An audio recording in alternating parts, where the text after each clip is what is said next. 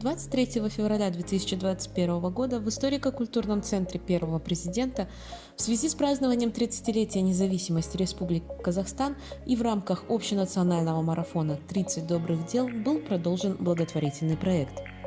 Спортивное мероприятие, целью которого является поддержка партнерства и сотрудничества государства и бизнеса, волонтеров, меценатов, неправительственных организаций и граждан, популяризация идей щедрости и милосердия среди населения, прошло также в целях поддержки адаптации в обществе подростков, оставшихся без попечения родителей.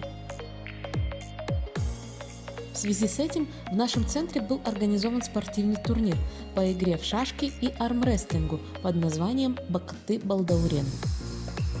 Участниками стали воспитанники детской деревни СОС.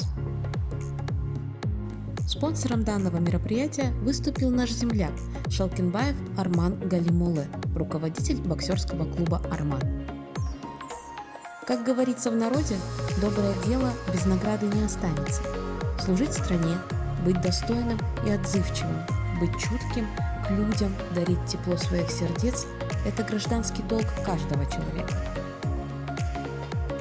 Деген спортшылар болсын, жаңағындай өзімізде кәсіпкерлерді осындай іс-шараларға қатысуына шақырамын.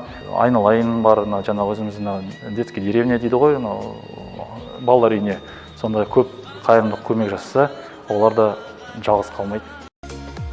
В конце мероприятия, прошедшего в рамках общенационального благотворительного марафона, дети получили наборы спортивного инвентаря и сладкие подарки.